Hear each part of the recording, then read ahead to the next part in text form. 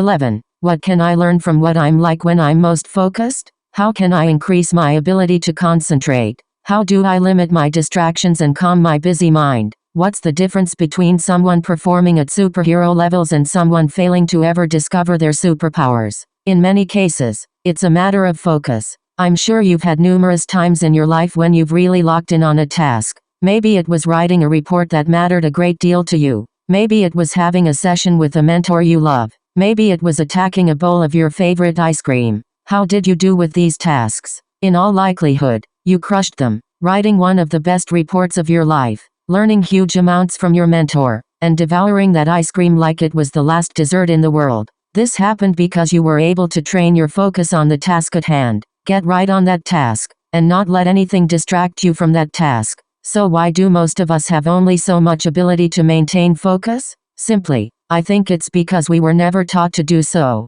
Certainly, I don't recall having a focus class when I was in elementary school. Do you remember when you were a kid and you went outside on a sunny day with a magnifying glass? How cool was it to hover the glass over a leaf, see an intensely bright spot appear on the leaf, and then watch as the leaf started to smoke and burn? What you were able to do was focus a greater level of the sun's intensity on that leaf, and where the bright spot appeared, Sukov.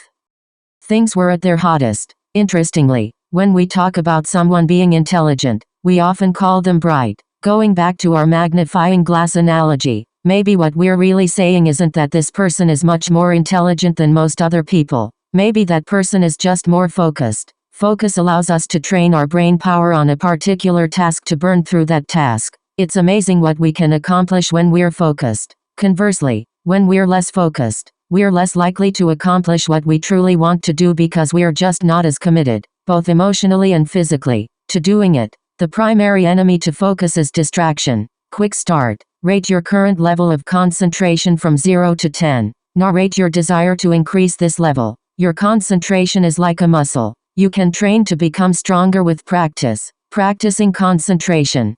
Concentration is at the crux of all human success and endeavor. Hindu priest entrepreneur, and former monk Dandapani told me during one of my podcasts, if you can't concentrate, you can't manifest. What Dandapani is saying is that concentration is a critical component of anything you want to accomplish. But, like so many other things we've discussed already, we've never really been taught how to concentrate. Sure, our parents and our teachers might have implored us to concentrate harder, maybe even criticizing our lack of focus with a question such as, why can't you just concentrate? But the simple answer to that is that most of us never learned how. Dandapani points out that concentration is like a muscle that gets stronger the more you exercise it. Concentration is something you can learn and something you can practice to get better at, he said.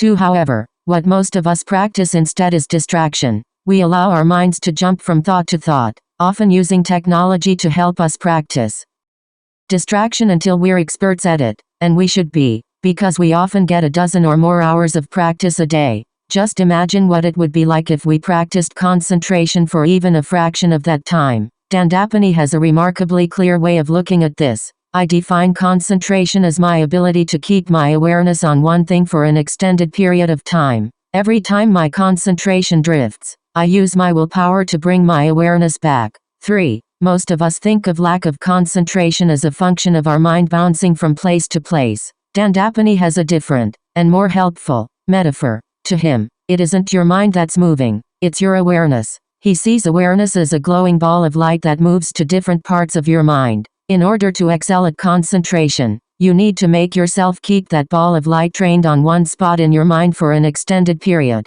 This won't be easy at first, but a conscious effort to exercise your willpower in this way is likely to lead to impressive results. You can work on this during nearly any pursuit. If you're having a conversation with someone, make a concerted effort to pay attention to nothing other than that conversation. If you notice your awareness drifting away from the conversation, refocus your glowing ball of light. If you're reading a report for work, train your eyes on the words as though nothing else exists. Again, if you notice the light of your awareness beginning to shine on something else, bring that ball back to the report. If you make the commitment to practice concentration an hour or so a day, it will soon become second nature. Whenever possible, try to do one thing at a time. We've talked a bit about multitasking already, but for now just remember that multitasking is a grossly inefficient way to get anything done. If at all feasible, allow yourself to do whatever you're doing to the exclusion of everything else. If you're on the phone, don't scroll through social media at the same time. If you're making breakfast, don't also work on your to-do list for the day. By doing one thing at a time, your concentration muscle will become incredibly strong, and your focus will reach limitless levels.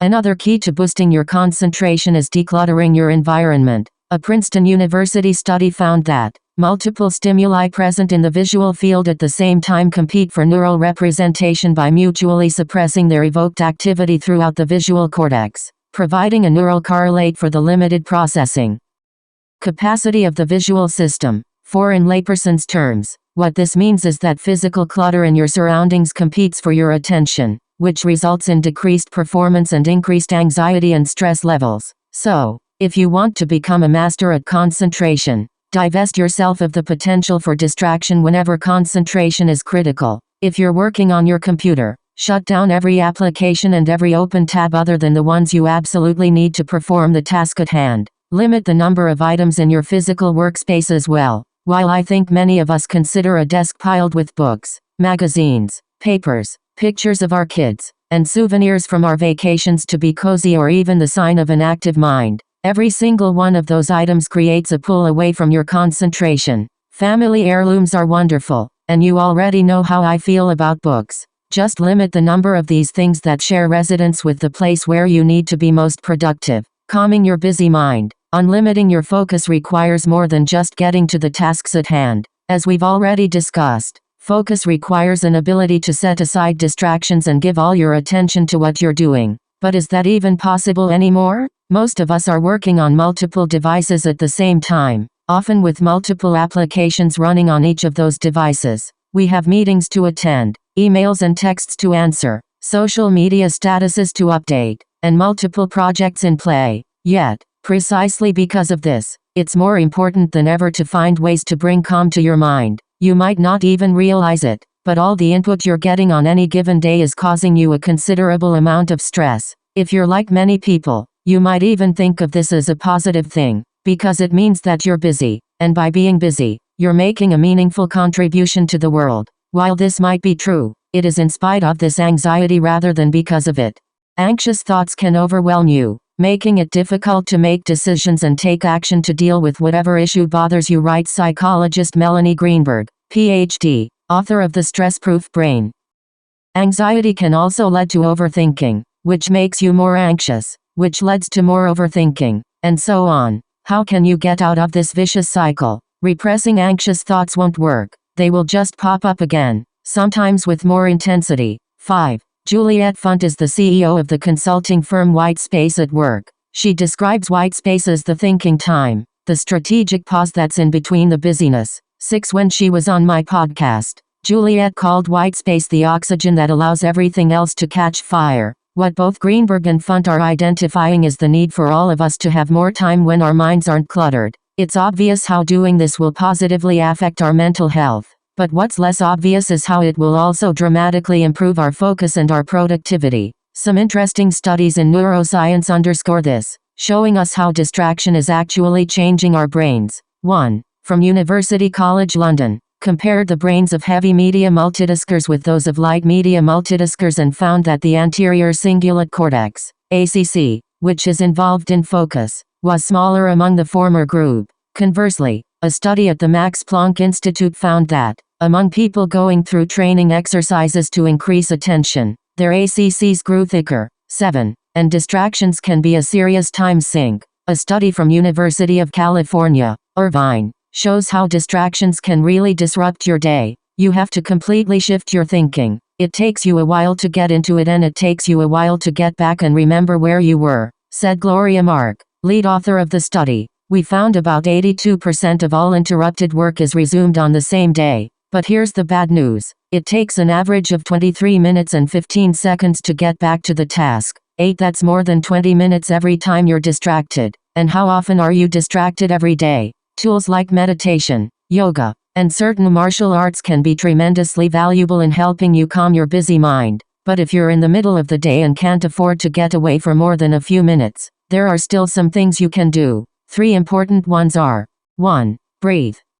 We've already talked about the value of taking deep cleansing breaths as part of your morning routine, but doing the same thing is valuable whenever you need to recenter yourself. Holistic health expert Andrew Weil, MD, developed a breathing tool that he calls the 4-7-8 method. It works like this. Exhale completely through your mouth, making a whoosh sound. Close your mouth and inhale quietly through your nose to a mental count of 4. Hold your breath for a count of 7. Exhale completely through your mouth, making a whoosh sound to a count of 8. This is one breath. Now inhale again and repeat the cycle 3 more times for a total of 4 breaths. 9. 2. Do something that has been causing you stress. This goes back to what we talked about earlier regarding procrastination. As we now all know, thanks to Bluma Zeigarnik, things weighing on our minds are going to continue weighing on our minds until we deal with them. If you're having trouble focusing or if your mind is operating on a dozen planes at the same time, it's very possible the reason this has happened